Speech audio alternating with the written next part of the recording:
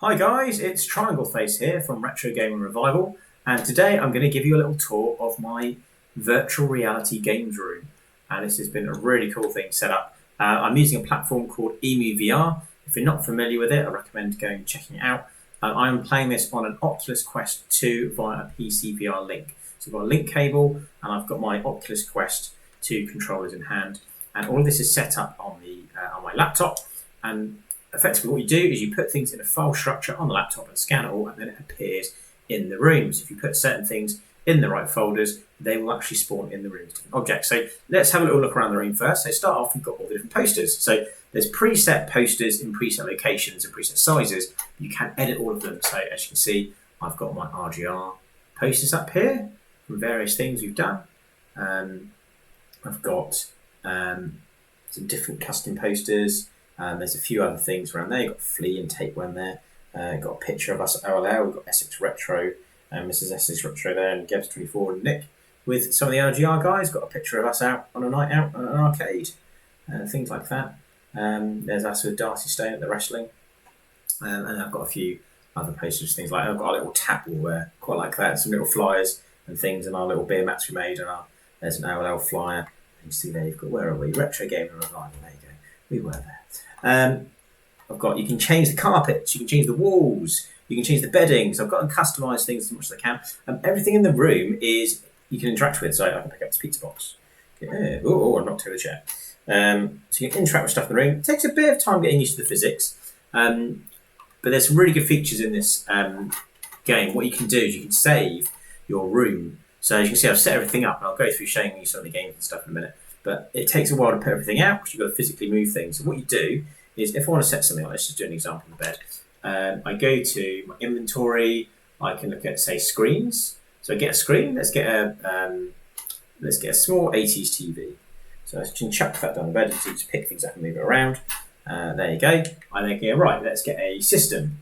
So let's go for a Mega Drive. So I can get that's the game. So I go to a system. Let's grab a SNES. There you go. So grab SNES, chuck the SNES on the bed. Now what you need to do is you actually need to connect the SNES to the TV. So there'll be a port on the back on this TV, I imagine, because it's an 80s one. So the 90s ones have little things at the front. So there you go. Collect that to the back. There you go. Let's just chuck that there. And then all I need to do is get my game. So I go to a SNES, chuck a game in there. So you grab that. All your games are sort of that you've saved all in here.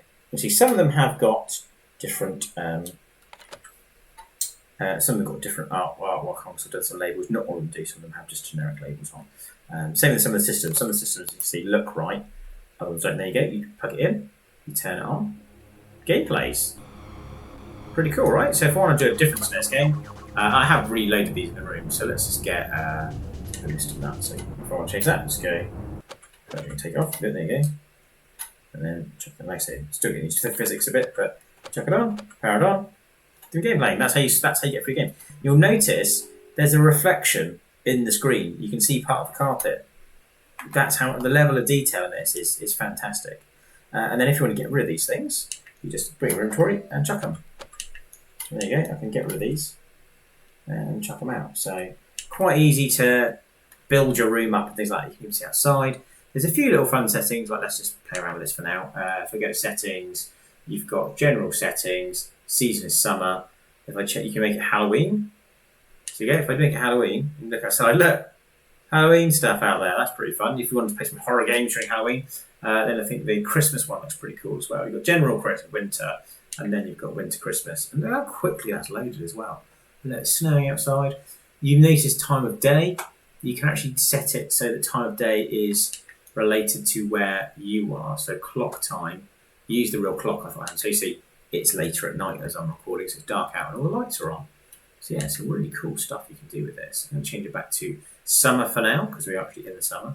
But it's night time now it's summer.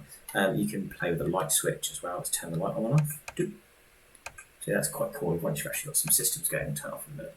So let's have a closer look at the different things I've got set up here. So I've got a Dreamcast. Now some of the consoles you'll notice, like these ones, if you look at things like the down here is pretty cool. We've got PlayStation 1, PlayStation 2, GameCube, N64, they look like the consoles. Let's have a close look at this PlayStation. Look at that. That looks like a PlayStation 2.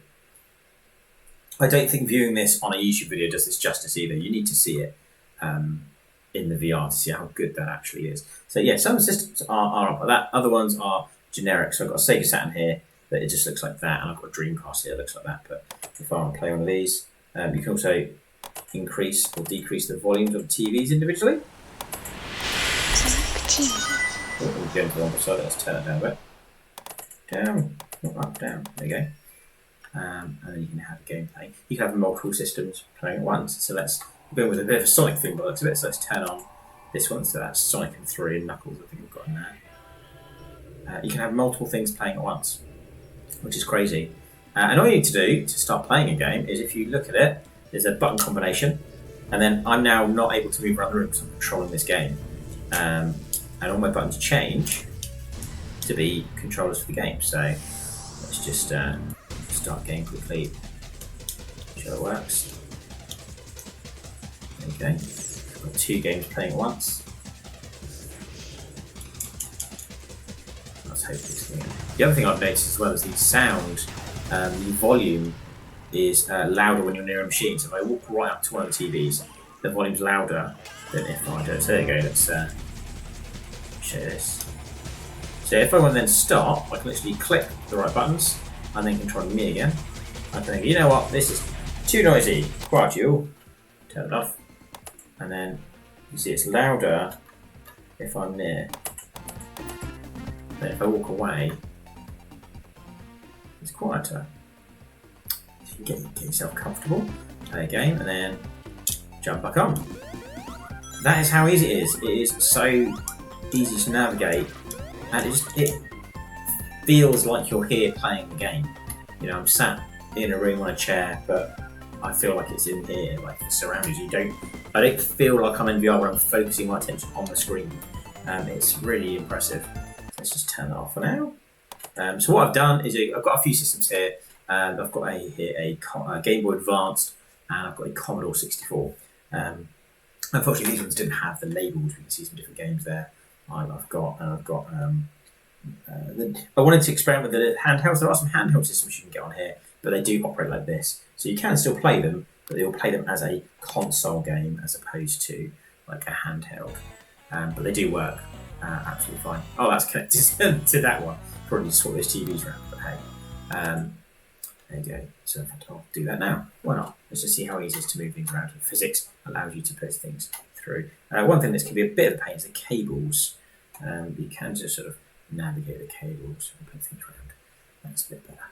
So there you go. I've only got a couple of Game Boy Advance games here, so I thought I would just do that as an experiment. I've knocked over my cartridges now. Never mind it. There you go. I've got a bunch of NES games. If you want to play NES, the NES one's pretty cool because like, if you open up the NES, it's just the cartridges look pretty. Whoa, look pretty good. And sometimes the physics does do that. Let's see if I can nicely get this. I'll try and get this back. Let's just drop that for now. Get this back on here. I think there are some shortcuts. I'm still quite new to this platform, but I think there are some shortcuts where you can connect to cables and things without having to physically move it. But I quite enjoy having to do all this. I think it actually works out pretty well. Oh, for goodness sake. I was going to show you how cool this looks, but I'm actually failing at the moment because it looks like I'm just dropping all the time. Right, let's go up here. So you put it in. There you go. And then you've got to break it in. There you go. Oh, we've got nothing but Pac-Man. The only Pac-Man playing for now. I'll show you some systems. You can also get, if you put movie files in here, you can actually play them on a VHS player. So let's try and show us. Turn the TV on. Get a tape. Stick it in. Take it in. Hit play. And what have we got here? Ah, my favourite show. There you go. So I can sit and watch my favourite podcast while playing a game. Okay, I wanted to build up to this because this is really impressive. Look how good some of these cartridges actually look. So I think my favourite ones have to be the N64. Look at that. That just looks so cool. So I've got all the physical games out. I've got a shelf here, I've got some Dreamcast stuff, I've got some Mega Drive games. Now these are all discs, PlayStation discs.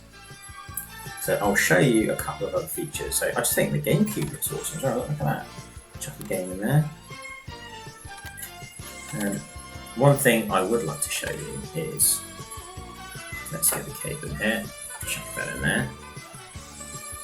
This is something I don't want to Tekken 3, let's take Tekken 3 out. I'm going to get a light gun game, so let's get something like, what have we got here? We've got Time Crisis, that's good, isn't it? So let's get Time Crisis. Now, what I've done is there's one PlayStation, and all the PlayStation games launch off the same PlayStation. However, on the file structure, one of the folders is separate. So I've got two folders, one for PlayStation, one for PlayStation with light gun, and there's a setting in there where you do the game scan that says you want the input to actually be a gun. So I'm going to go on here, and there you go. I've got a light gun now, and as you can see, works. But yeah, I'll leave that going for a little bit because that is going to take a while to go through all the cutscenes and stuff. Yeah, that is my games room, guys. It is, seriously, this is really fun to play. There's one other feature I'm going to mention, which is, I can't really demonstrate it live on here, but you can play with a native controller. I've got a Xbox One Elite controller, which is connected to my PC, so I'll show you in a minute. I found I was playing one of my PS2 games. I think I had Time Splitters 2. I think a couple of Time Splitters 2 still in there. Yeah, so I was playing Time Splitters 2. Ooh. And I found that you've got the analog stick on the Oculus Quest was to move and look around. And you needed to use the D-pad to change weapons. And because the way to use the D-pad was to click in the right analog stick to turn the left analog stick into a D-pad, which wasn't great. Right, that's not shooting there, is it? Maybe I have got too many things on the go at once. Oh, if I turn the PlayStation on, there we 2 seconds, guys. Make sure the PlayStation is off. Because I think if you have, I've got Pac-Man as well, you can have multiple systems on, but I do think I've noticed some of the more powerful systems that need a bit more attention do need to be kind of on their own. There we go, that's better. So maybe it does need you to not have too much on at once if you're doing so. I think just if you're doing like PlayStation 2, that sort of thing. If you've got Mega Drive, SNES, Commodore 64, I think all of those sort of systems. I'm just going to change my height a bit because I'm a bit high up. Right, there we go, that's about right. So now let's go back into there and let's see how well this works. Right, go on, and go on. I've got all the way back to the start now. I could have just done this in the first place. I thought I'd skip ahead. Right. Arcade. So I do remember getting this when it first came out on the PS1. I had the box with the G-Con 45 in it. Absolutely loved playing this. But it has been many a year since I played it now. You can have a little look around and shoot fast forward right. There we go. And yeah, as you can see, it just works really well. Any missing there is probably just me. Not being very good. Gotcha.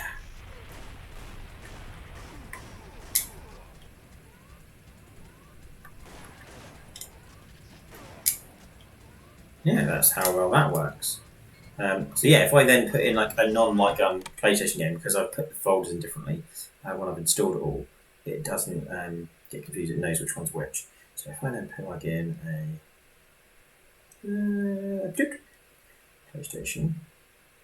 Now, what I found, I mentioned Time Splitters. You won't be able to see this because I've got a headset on, but if I wanted to play this, and let's see if I can play this one with a video playing.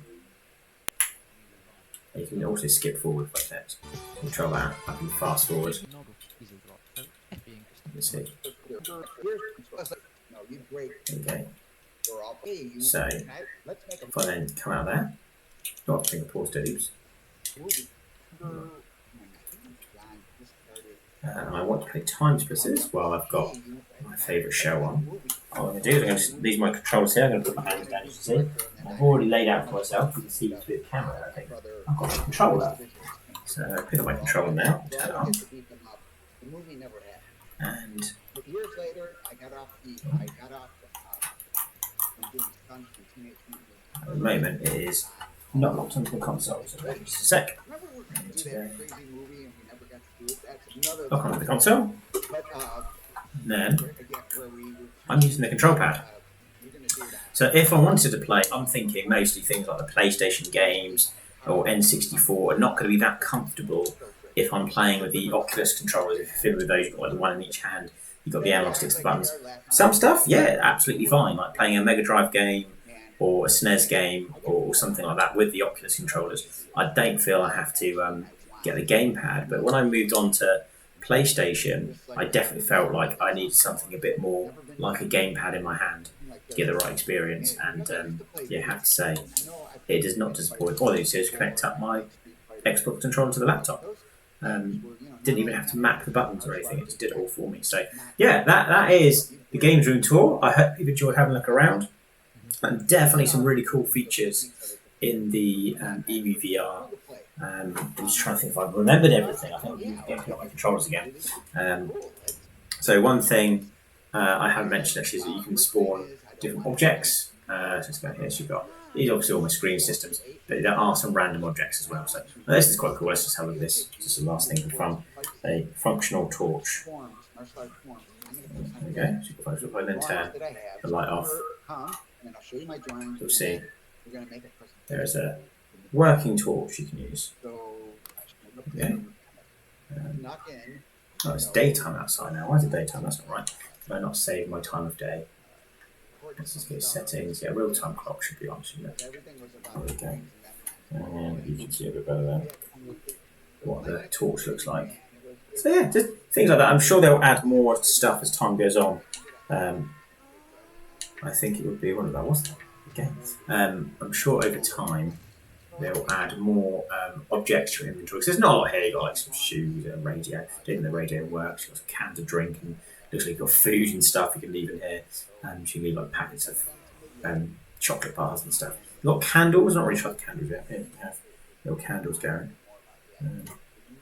Things like that. But yeah, I'm sure they'll add stuff over time. It is in beta at the moment. If you want to go support them, I think they have got a like a Patreon type thing available, which I think I'll definitely donate to now that I've set this all up and I'm really enjoying it. So I want to show my support to the projects because seeing how much is here now is amazing. So see what else they can come up with. Another couple of systems they've got here. You can actually load things like Nintendo DS. You can load up a Nintendo Wii, but due to the way that controllers work on those things, like Nintendo DS, you don't have the stylus. Again, it is one of these generic consoles like this you get as opposed to an actual handheld. And then the Wii did load the games and did look all right, looked really good on the screen. But games load up said you need to connect an nunchuck, or if you tilt the controller to one side. I then started playing Mario, and the directions are all out of sync. But I have got those games on the Wii. I can play them sort of on the original hardware anyway. It was more of a tech test to see how it was going to work. So, right, I'm going to pick up my controller pad again. Now this game has started. I'm going to play myself some Time Splitters, and I will see you guys next time we do a video for the RGR team. Thanks for watching, guys. Oh, there's that thing. Yeah, I've got to do this every time on Time Splitters. Preferences. Inverse look. Why would you have that? I don't know. Maybe it's just me, but I hate inverse look. It's like, there we go. I was wondering what's going on there. So yes, I keep on going to sign off this video and then remembering different things. There we go. So thanks for watching. Hope you enjoyed it. Be sure to subscribe, hit the bell, and check out more content from Retro Gaming Revival. Thanks, guys. Catch you next time.